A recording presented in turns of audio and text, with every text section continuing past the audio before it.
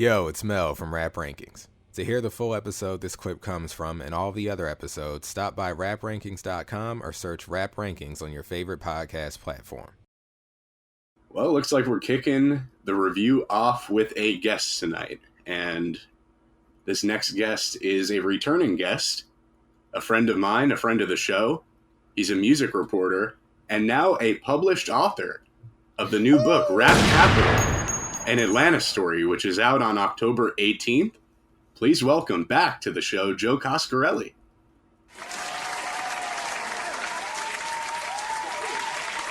What's up, guys? Thank you for having me. Joe, welcome back. I'm ready. I'm ready. We're gonna go deep. I feel like we're gonna go deep tonight. We're gonna take care of her. Oh, brother. Yes. Okay. Yes. Yes. I'm hitting it. Fuck it, I'm hitting it. Yeah, welcome back. We were discussing briefly off air. The seasons on the show passed by so fast. It feels like forever ago. But that was, just about a year and a half ago, season 5. That Nothing Was the Same episode. That was a fun one. That was a fun one. We talked about Furthest Thing? Yes, I believe so. Talked about? Yeah, I think so. I think it was. I know it was a deep cut. I think we made the right choice. But I don't know. But interesting. That was the Drake episode. This is a Take Care segment. But Take Care with a K. Crucially, the Thug also has a Take Care with a C, which comes later, right? On Beautiful Thugger Girls. Oh, does That's it? right. Yeah. See, that's an album I've only heard a handful of times because it hurt my heart. But that's another review. It's like. We're in the review here tonight where I feel like this is prime Young Thug. And this is the guy who It's interesting. I think it's prime Young Thug era, but is it prime Young Thug album? We can get into that. We'll get into it.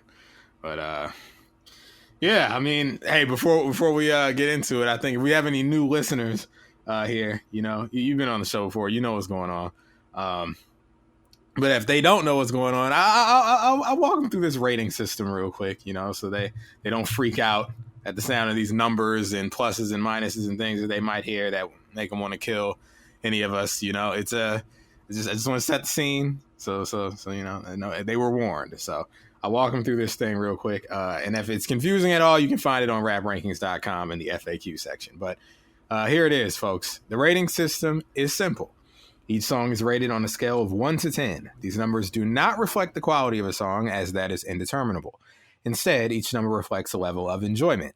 In short, here's what each number means. 10 means, this is a perfect song to me, one of my favorite songs of all time. 9 means, I love it. 8 means, I like it a lot. 7 means, I like it. 6 means, it's alright. I don't dislike it, but I can't say that I like it.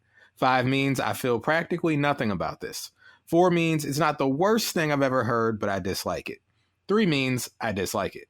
2 means I hate it. And 1 means I absolutely can't stand it. One of the worst things I've ever heard. Side note, you can add a plus or a minus to those numbers. Pluses and minuses have no mathematical or statistical value. They are merely indicators that mean one of two things. 1, it's like saying a strong or light version of that number. 6 plus, strong 6, 8 minus, light 8. Second thing, it's an indication that the rating could go up or down in the future. The ratings on this show are not static. We have a whole segment dedicated to when our ratings change called I Was Fucking Tripping, So, yeah. Love that. It's a good segment. It's just things go up or down. We follow our own human development on this show. Yeah, sometimes, whatever. Interested people change their minds.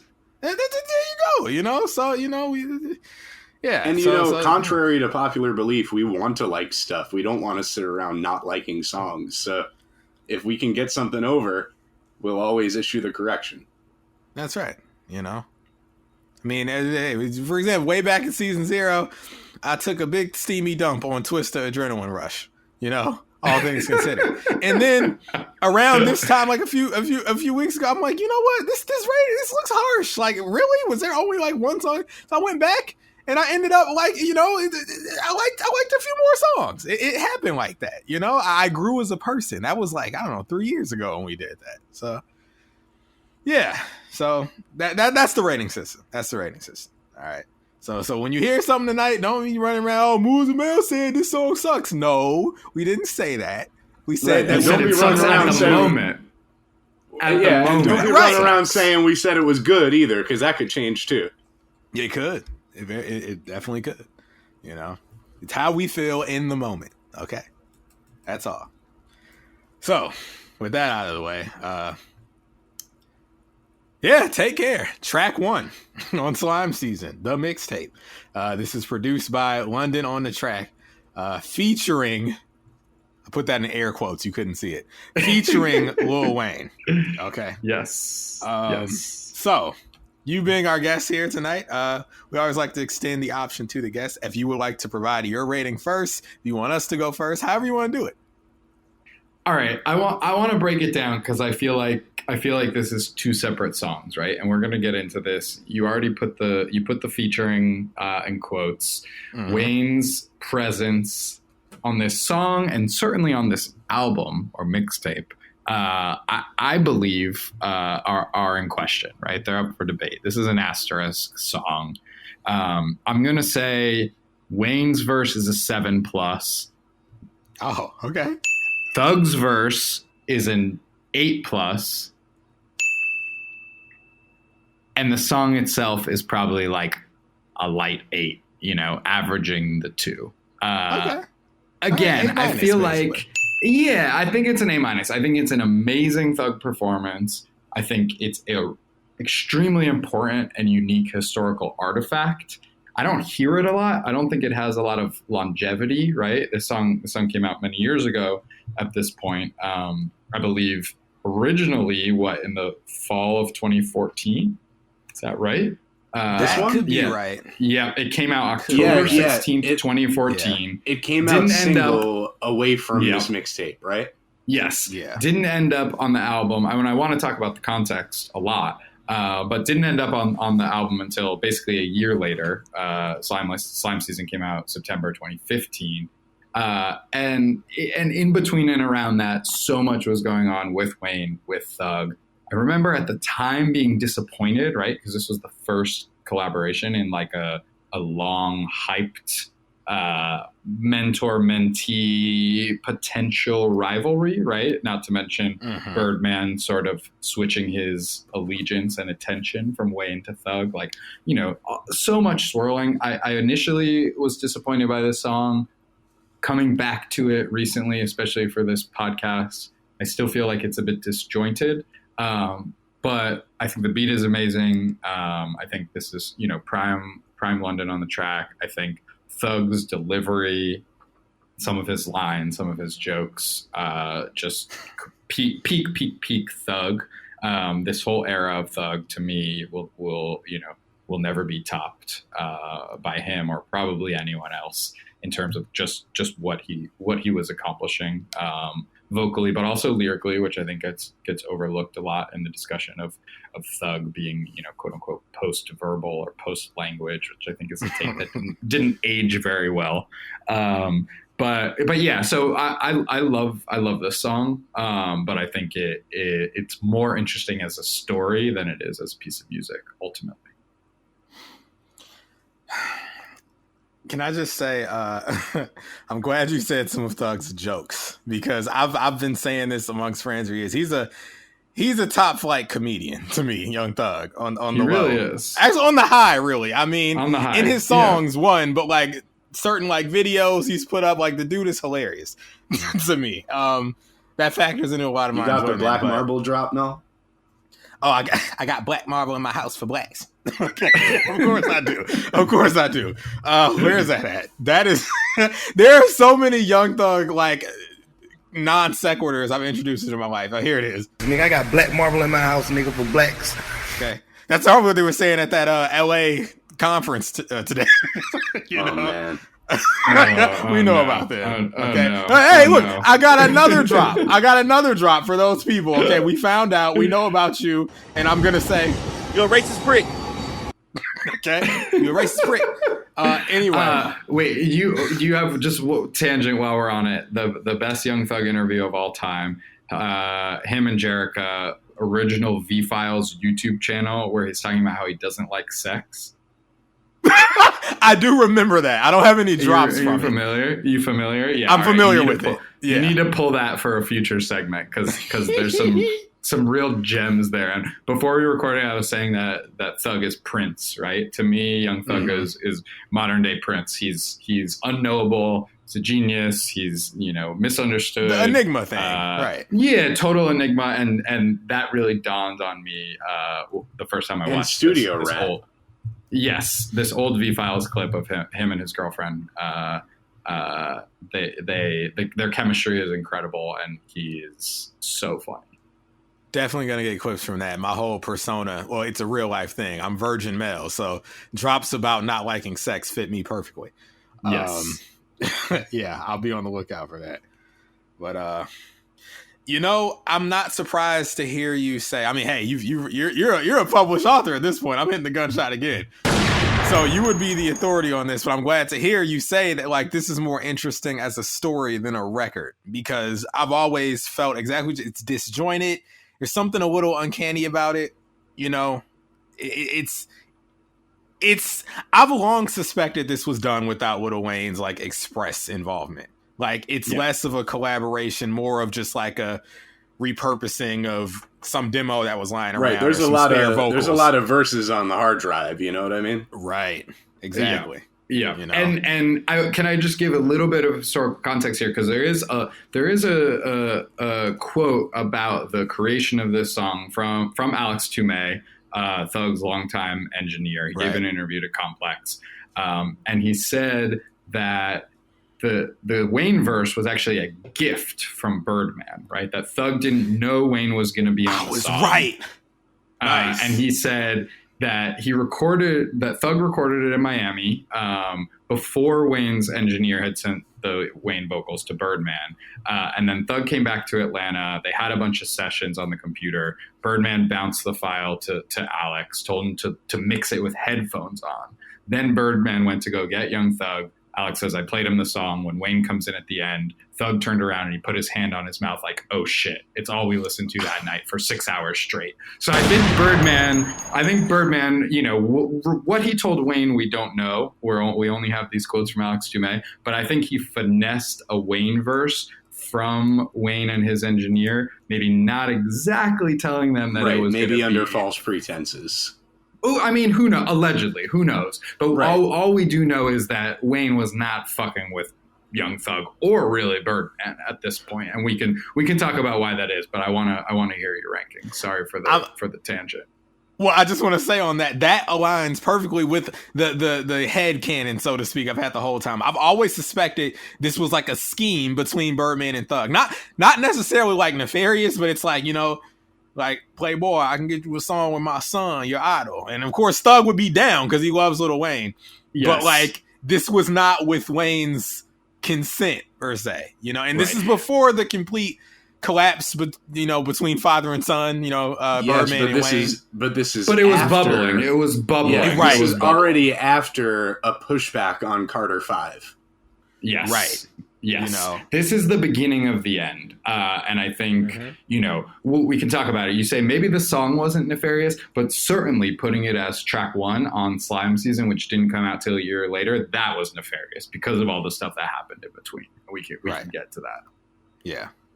But, I mean, we can put the ratings out there, This record, I think this was my rating back in 2014, 2015. It's still my rating now, 7+.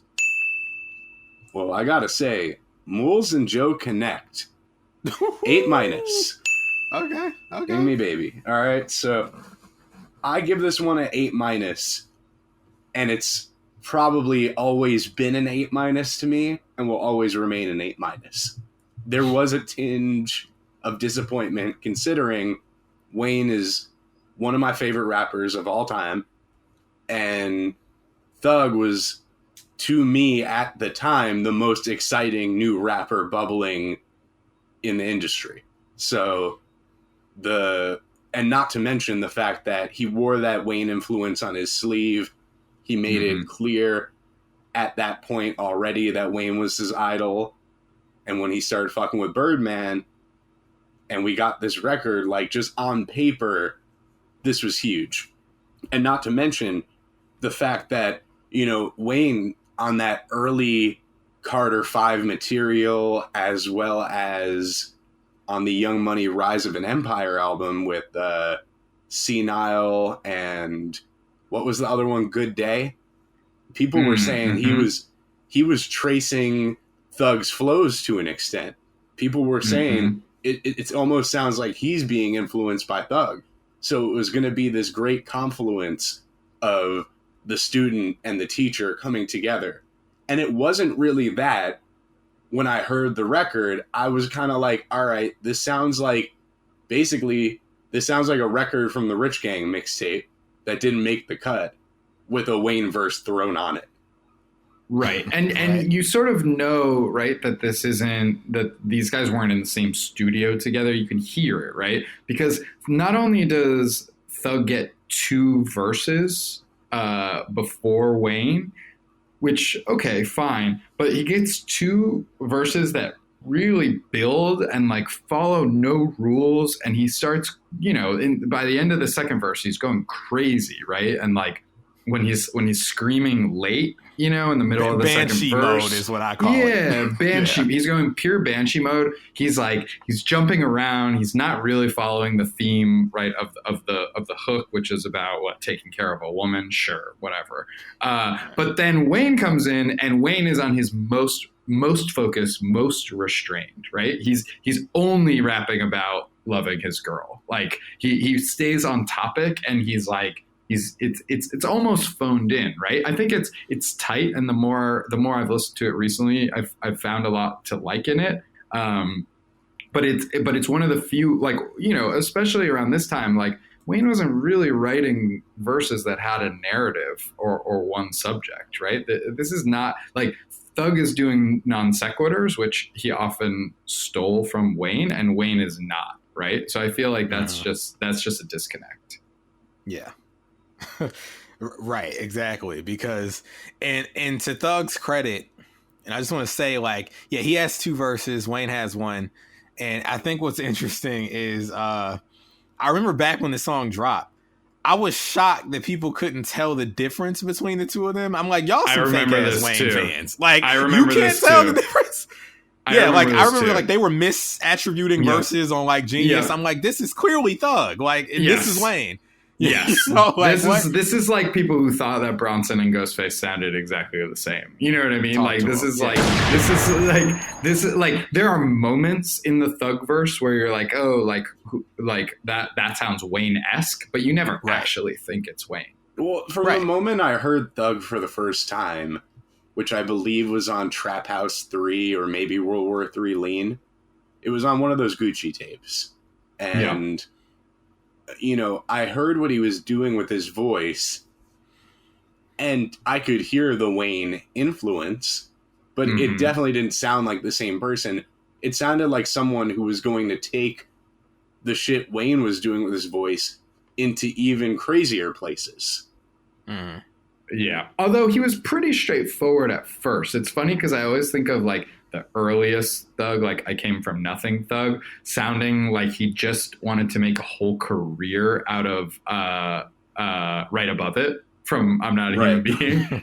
Like that sort of like post swag rap, like a light playful Wayne with like the like major key horn. You even beats, get some of that on the album or the mixtape with Bloody J. Black Portland. Definitely on Black Portland. Yeah. Which, still pretty early in the Thug thing, but like it was before he realized that he could do the like, I remember hearing like Pikachu or whatever later, and being like, oh, he realized he could color outside the lines, right? He didn't have to. In a similar way to that early Drake just sounds like Paint by Numbers Wayne before he realized he had more to offer. That he has his own voice as well. Yeah, Thug was really coloring in between the lines, and then all of a sudden he was scribbling all over the place, and that's when he got good, obviously. Yeah, but with Rich Gang, the tour part 1, which we've already reviewed, that felt like a leap in the mixing and mastering side of things. Like, oh, this is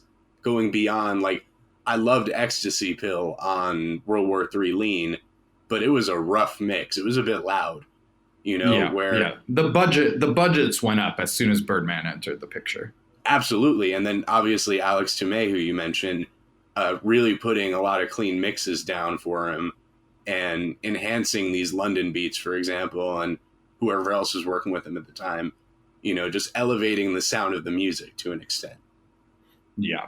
I have to say some of the best opening lines from Thug, right?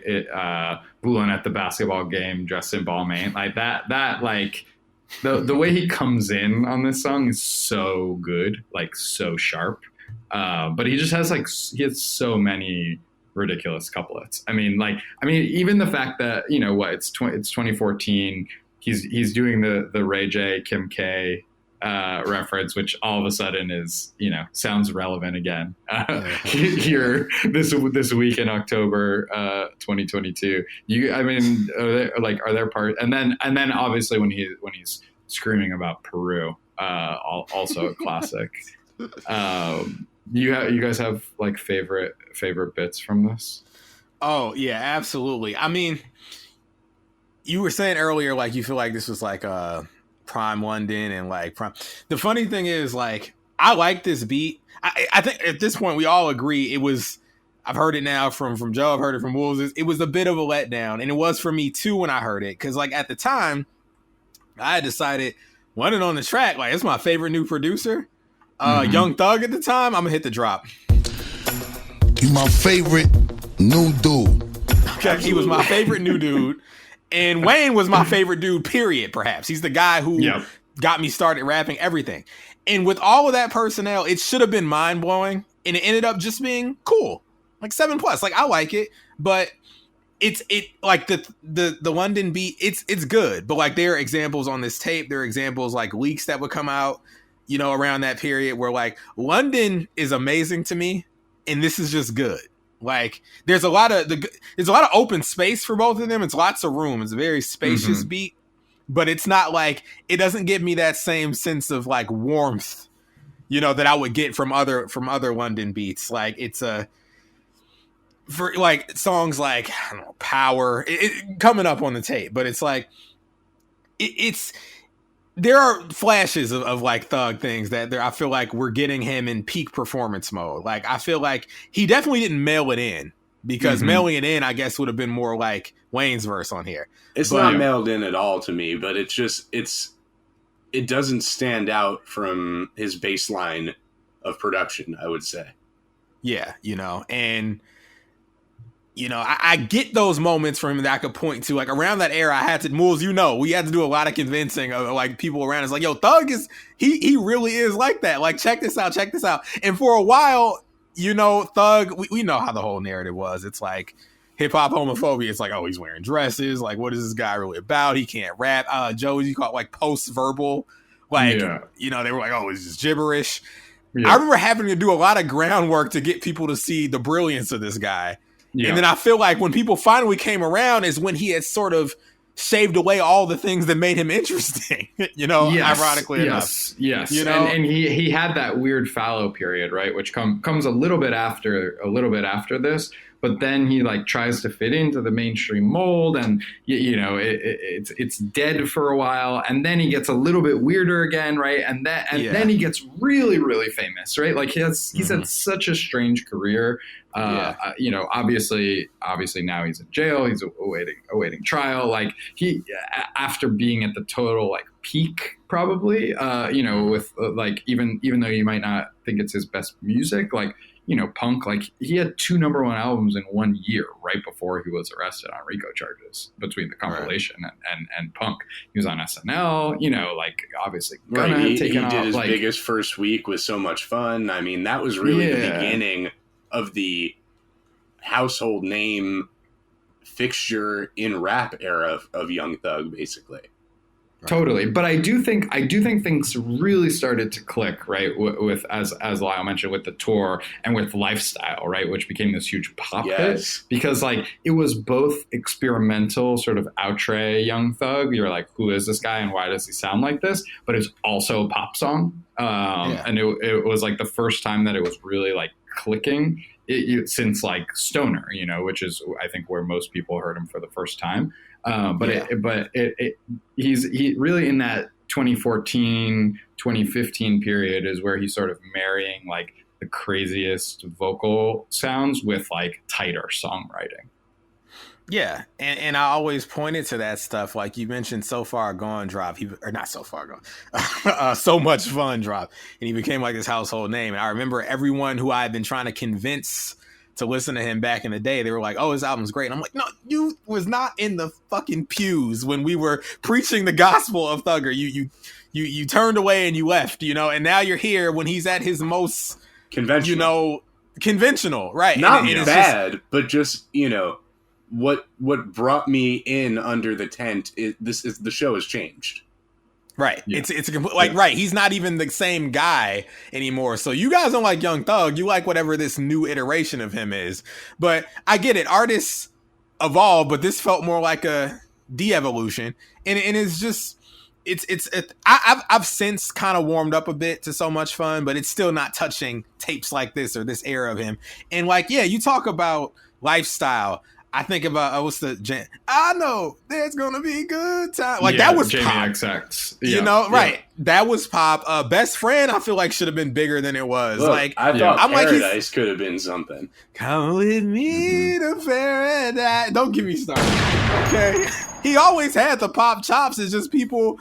I don't know if it was a marketing thing or if it was just he was still too weird for people. But I'm like, come on, like you're going up for the London and like Hot and records like that. I'm like, when he gave us this, and nobody, but yeah, I mean, there are moments on here on this record that is a 7+ that I'm getting little flashes of the things I would get later on in this tape. It's like I talked about Banshee mode. It's like when he's like, baby, keep that pussy clean, trim. I'm like, I get electrified. Yeah, that's the highlight of the song for me too. This would have not gotten the 8- if he didn't do that thing that he does sometimes, like he did on the Givenchy record on the tour, where it's a slow build to him hitting that third gear eventually.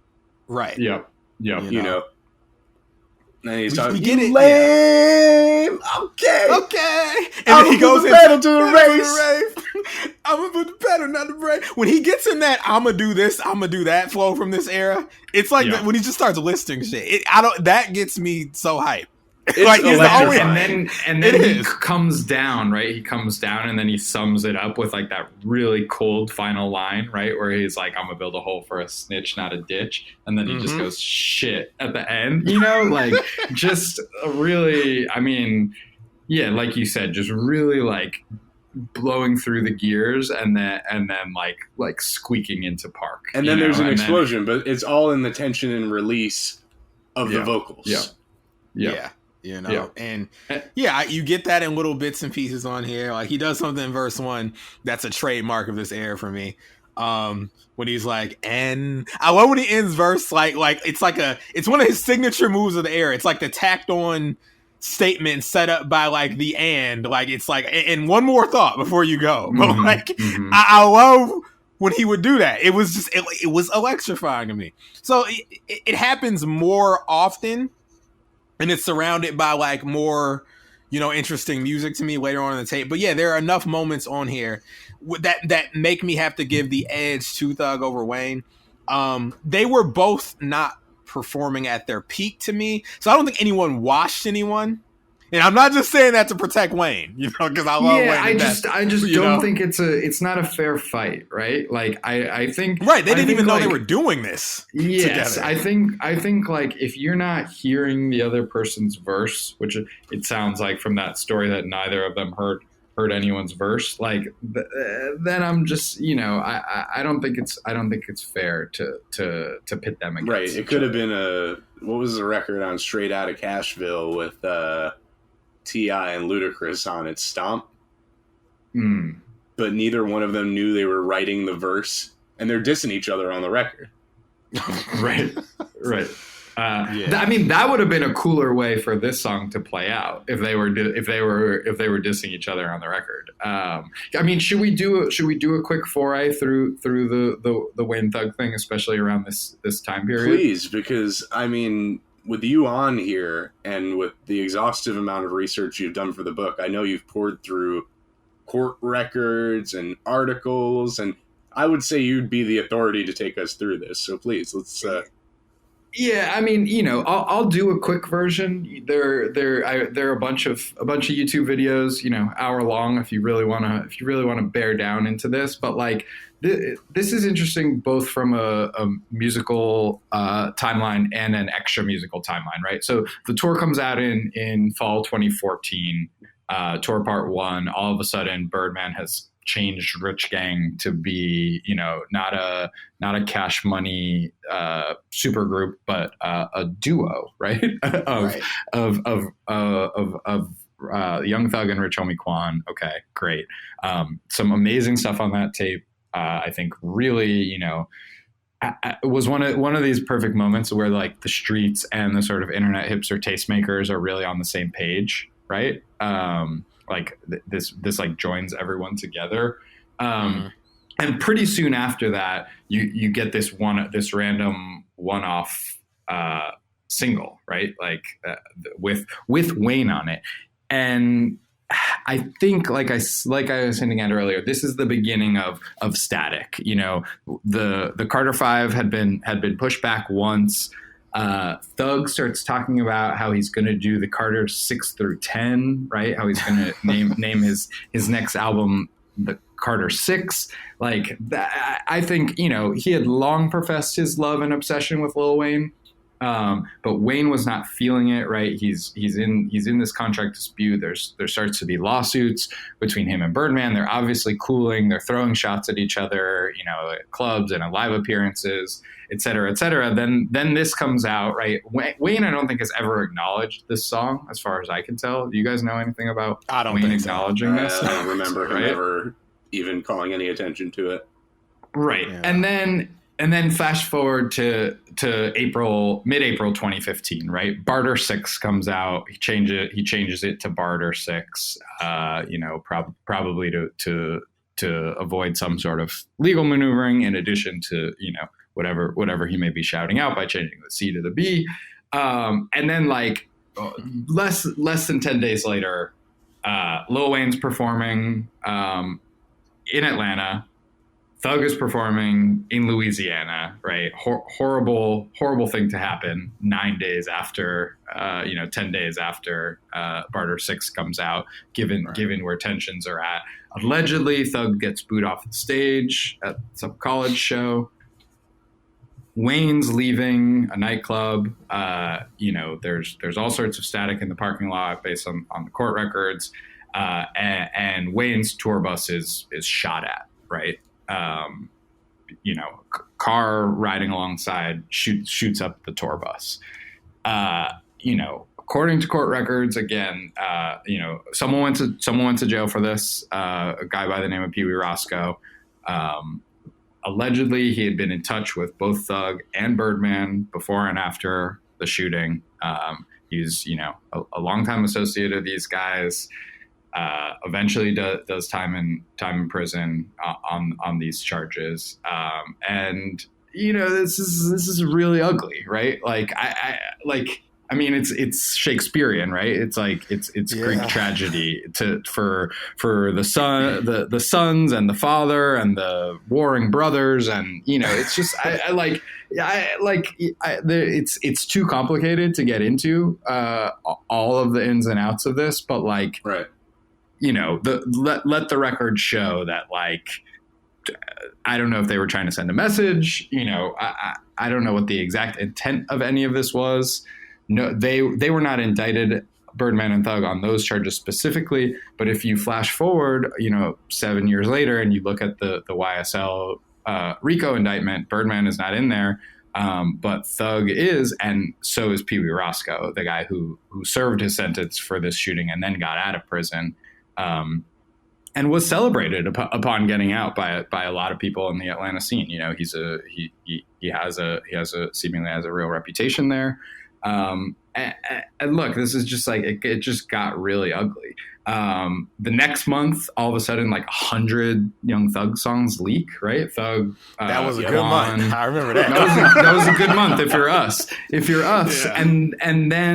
And then Slime Season is sort of rushed out as like a compilation of the leaks. And seemingly, as a fuck you, there's Take Care, top of the track list with Wayne, even though not only is Wayne at war with Birdman, in the press and in the courts, but he's had his tour bus shot up by an associate of Baby and Thug. So, there doesn't get much more dramatic than that, right? Like, now, what can you say? That's the only explanation for leading the tape with this, because I don't think this is a great song to intro Slime Season with. It doesn't go at all. It doesn't go at all. It's a statement, right? Yeah, because to me, this is a record just based on the tempo, the sound, the feel, is a second half of the mixtape record. Mm-hmm. I've never liked this as the intro. I'll offer an alternate explanation, because I definitely believe like, they're making a statement. It's kind of a troll move. It's like, I figured, they were still sort of building Thug's name up. So it's like, all right, let's put all the features and stuff up top to help with that. Okay. Which hurts the tape to me, because right. They put some of the least electrifying songs up front to kind of help bolster, his reputation, I guess, in the industry. It's just, it always felt like one of those industry moves to me. It's like, that said, this tape isn't even on streaming services, right? So this was wasn't like this is a real tape. This is a real tape. Like this is a Dat Piff tape. Like this wasn't, they weren't quite. It wasn't the era yet of putting tapes on official streaming services and sort of padding the numbers, right? So, that's a nice, innocent explanation, but like, it wasn't, because Barter 6 was an album until it was no longer an album anymore. Right. Oh, yes. The classic industry move of, the release not meeting expectations, so we're going to retcon it. Say it was a project. It was a mixtape or a project, and this, official debut studio album is still to come, but keep listening. We have more retail mixtapes for you coming soon. When they were trying to say So Much Fun as a debut, I'm like, so what the fuck was Barter 6? What was Beautiful Thugger Girls? What was Jeffrey? Right. Yo, free high tunes. Yeah, absolutely. Absolutely. Yeah. Thank you for acknowledging its existence. Yeah, okay? there's only one Young Thug debut album, and we've never heard it. It's called High Tunes. Never heard it.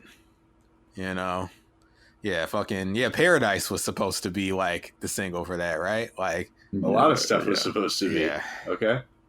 Danny I Glover think was a Gangsta Shit. That was a great one. Gangsta Shit. That would have been the triumphant major label debut if situations and circumstances were a little different. Yeah. Now, I do feel like this tape and this song, again, this song was also a year old, right? So that's another reason that it's weird that it's the first track. Usually, even a few years later, if you were going to stick an old single onto a tape or an album, you would put it as a bonus track, right? Or somewhere at the end. But I feel like even at the time, this was received as like an odds and ends compilation, right? That phrase is from David Drake's Pitchfork review. Shout out to David Drake. He said, if you're new to Young Thug, don't start with Slime Season. It was supposed to all be London on the Track, and he blamed 300 for messing with it. These songs are for Thug completists. That he's exciting, but that this isn't a well thought out album. And in a way, that's sort of a real tribute to Lil Wayne, right? Who was never really involved in putting his albums together. Just give the records to Cortez. Yeah, we're just compilations. Every Wayne album is just a compilation, as far as I'm concerned. We gotta drop for that. Yeah. Okay? We do, because it's like, I feel like, folks. Sometimes you see Wayne track lists or decisions and you scratch your head. All you got to say is, oh, that's Cortez. Okay, that's Cortez. We know who was responsible.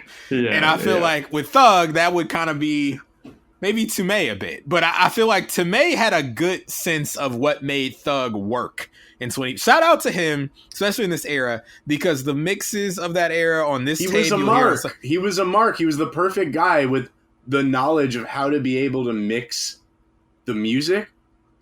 He was tapped into the fan base because he was the fan base. Right. I mean, he understood what made him he was the mix god to me in that year. Like, credit to him for knowing what to do with the music. Not only that, but like Thug's voice and his performances. Like, I was saying, compare the Rich Gang the Tour or the Slime Season or the Barter 6 mixes or even the mixes on the leaks, the light mixes on the leaks to the stuff we were getting before that from Thug. Even Danny Glover. I mean, to this day, I feel like we don't have a high enough quality version of Danny Glover. Yeah, it's true. It's true. Yeah. It's just, there's what was it? It was a song that ended up on like Slime Season 3 that never got mixed the way I know what it should have sounded like, having come out of a year of Tomei mixed Thug music and leaks and things. What was that song? It was a great song. Worth It. Never got that proper mix. And I'm like, oh my God, like, how do you but yeah, I mean, this whole tape was kind of a compilation because it came out after that month you mentioned of leaks, because there's a song on here towards the end of the track list, Wood. It came out, I think, as Mama, I'm Sorry. And like when I saw it on I didn't know that was a song until I got to it on the track. I'm like, oh my God, it's Mama, I'm Sorry. And it's mixed.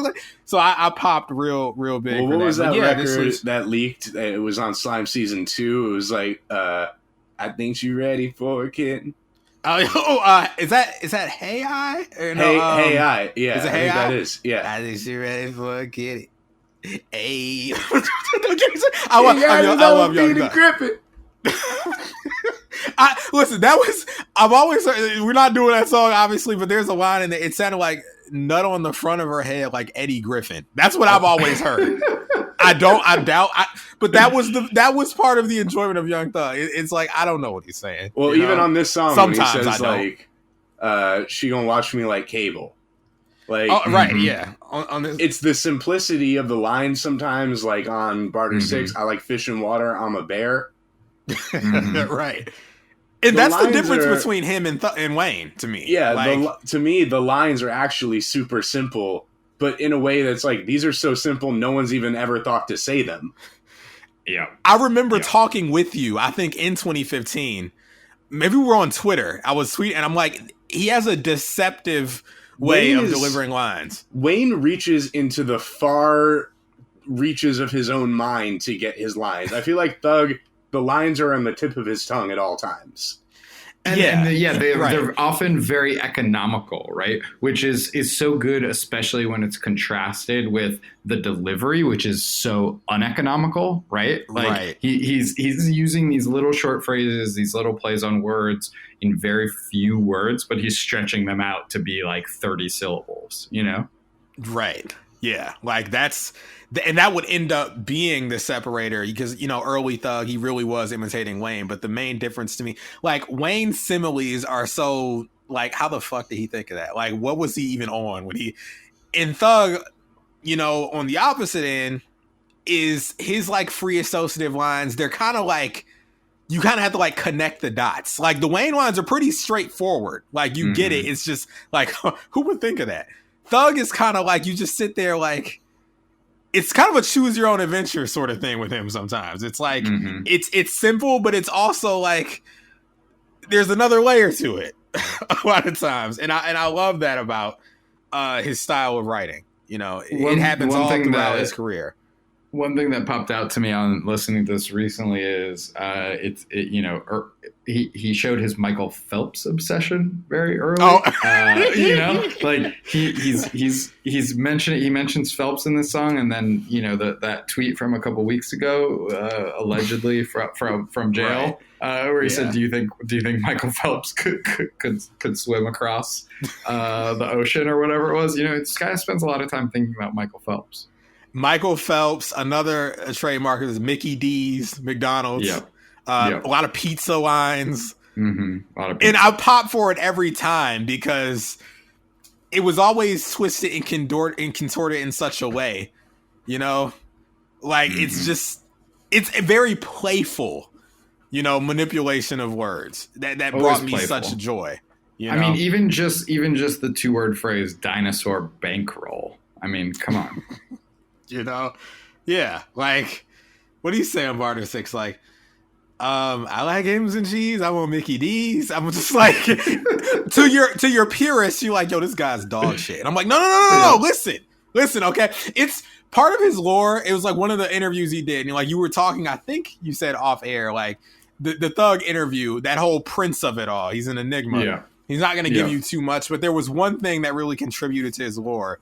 It was some interview where he was like, someone was looking over his shoulder or something. He's like, when he writes in like symbols. It's like fucking wingdings, It's like, that was like a very like, transformative moment for me. I'm like, yo, is this dude really an alien? Like, I bought into the marketing there. It's like, he writes in symbols. Like, I mean, that even goes like back, that's amazing. For the real heads, we mentioned High Tunes. Remember how High Tunes was styled originally? Yeah. Oh, that was the euro, the dollar. Yeah, exactly. Basically, here it is, an exclamation point. Like, yeah. It was great. It was a rare instance of an artist's talent matching the mystique and the aesthetic. Like, he was the total package for me. He was far and away the MVP of like the 2014, 2015 for me. Like, I always point to that as like a lightning in the bottle moment where it's like, listen, a lot of people talk about artists in this day and age with a sense of hyperbole. It's like, oh, this person's a genius. I listen to Future. He makes me cry. It's like, listen, sure. Young Thug, I can actually say with no sense of irony, I've cried to his music in 2015. It was such a spiritual experience. The way he would use his voice and the certain melodies and pockets he would find that really spoke to my soul. Okay. And I'm not saying that to be some sort of fucking cool boy. Like, I really felt that way. Well, and it's also so fun to be a fan of these guys, right? Somebody with a lot of mystique and mythology. Like, I mean, Thug and Wayne have that in common, right? Like, they give you so much music. You could sift through the leaks. You could find the different versions. You could complain about the mix. You know who his engineer is at any given moment, right? Like, I mean, Wayne, Thug, Gucci, you could do that with. Playboy Cardi now, I'm not as deep because I'm not a teenager anymore, but like, like there are kids out and when I find a leak, a Playboy Cardi leak that sticks with me, I have that sort of like, it's like a Proustian moment, right? You're like, I remember being 17 and digging through Wayne leaks. Like, you just know, like, it rewards investment, right? And that's like, whatever, fuck the Grateful Dead. Like, this is our Grateful Dead. You know what I mean? Like, this is like these are our, like, this is fish for people with taste. Like, these are like, this is like, it gives you as much as you put into it, Right. Well, I think that's the perfect segue here. Joe, your new book, Rap Capital, an Atlanta Story, is going to be coming out by the time people hear this episode. It's out now, so you can go wherever books are sold, get yourself a copy. And this is a very extensive, sprawling tome here, really. I'm about a third of the way through it right now, and I just wanted to talk a little bit about the book itself. I told you off air, part one, it's broken up into 3 parts. Part one felt like a Robert Altman film about Atlanta rap. It's a great compliment, one of the all-time filmmakers. So I really appreciate that, Lyle. Yeah, just a totally engrossing and sprawling journey, not just through the rap scene, but the culture and origins of Atlanta in general, and the music scene there, and how things develop. Things like Freaknik, being what you call the Big Bang for Atlanta rap. Yeah, and things happening concurrently to these events that we come to, I guess, zoom in on in greater importance in the second and third parts of the book. So I know that you were following Lil Baby, you were following Coach K and the Migos Just talk a little bit about that and Yeah, I what wanted went it into the actual creation of this book. Yeah, so I reported it for almost 5 years, right? Like some of the earliest reporting in this book is from 2015, 2016. Really started in earnest through pieces I wrote for the New York Times in late 2017 when I went down and I did a big piece on QC, quality control, the label. I had written about Migos, I had written about Yachty. I knew these guys a little bit, and then I went down to do a piece on the label itself, and that they kept, the idea that they kept churning out homegrown talent. And they introduced me to this kid, Lil Baby, right? And he was just starting to blow up with my dog, on his second or third tape. I sat with them for a couple of days. They were putting together the new mixtape, and I just really saw him like growing very quickly, right, and getting better. He had just gotten out of prison. He put out something like 5 tapes in 10 months or something insane. Following that Gucci Thug Migos blueprint. And I just thought that there was something so special happening in Atlanta, especially as the streaming era allowed the technology to catch up to what Atlanta rappers had already been doing through mixtapes, first physically and then digitally on sort of gray area illegal sites, the DatPiffs of the world, the live mixtapes. And then all of a sudden, the technology catches up to that, and they're in prime position to be the biggest artists in the world. And you see, you have the sort of tipping point with Bad and Bougie. And, I wanted to basically follow artists in real time who were using that foundation and trying to make it, right? And rap, trying to escape their lives, the poverty of that city. It's such an interesting place. It's both like the home of Martin Luther King Jr. and all these shiny Fortune 500 companies and, Black churches, Black colleges, upper middle class, Black Mecca as it's known. And then it's also the birthplace of trap music, right? And some of the grimiest sort of, most subversive, dangerous, sexy, alluring, dark music of all time, right? And it's all of these things. I wanted to capture that music scene in real time, and talk about both the people who made it that way and the people who are sort of pushing it forward. From Thug to Baby to Future to a bunch of lesser known people, right? As the book goes on, it gets into the lawyers, the guys who grew up with them, with the artists in public housing, the moms, the drug dealers, there's a big section about Shawty Low and what he meant to Bankhead and that neighborhood. It's not comprehensive. It's not an encyclopedia of Atlanta rap, but it follows some super interesting, super intelligent, super talented characters, like pretty close up. I think you're gonna, if you see stuff in this book that you're not gonna find in most depictions of modern hip hop. Nice. I will say, you said lesser known people. Is my main man Key at all mentioned in this book? I did mention Key, so only in passing, but I talked about Key as a specific archetype, right, of right. Atlanta guy, because I think that he is really very much in this mold, right, of an artist who's big in Atlanta, who's influential, who has like a huge reputation locally, right? But might never make it out, right? There's this guy Marlo, who's one of my main characters, an artist from QC, never really made it. I called him like a determined bruiser, and I'm saying he's like, these are the types of Atlanta guys, Pee Wee Longway, OJ the Juice Man, Young Scooter, Key, like these guys are not like superstars, right? To like a mainstream audience. They might be forgotten, but like their status in Atlanta is like firm. You know what I mean? It's indisputable because they're soldiers. You know what I mean? They're like they're charismatic. They're neighborhood heroes. And I think that's like something you find in Atlanta and a lot of regional rap scenes, but especially in Atlanta, there's such a history of these guys who have meant so much and changed the way music sounded, but never really gotten their due. Cool. Sounds like my kind of book, personally. I'm excited for people to read it. I hope everyone will pick up a copy and let me know what you think. Well, Joe, thank you for coming on and chatting with us. And of course, Joe's book, Rap Capital, an Atlanta Story, is out now. Go get that. Tag him on social media. Let him know Rab sent you. Okay. All right. Pull out the Barnes and Noble with them dicks too.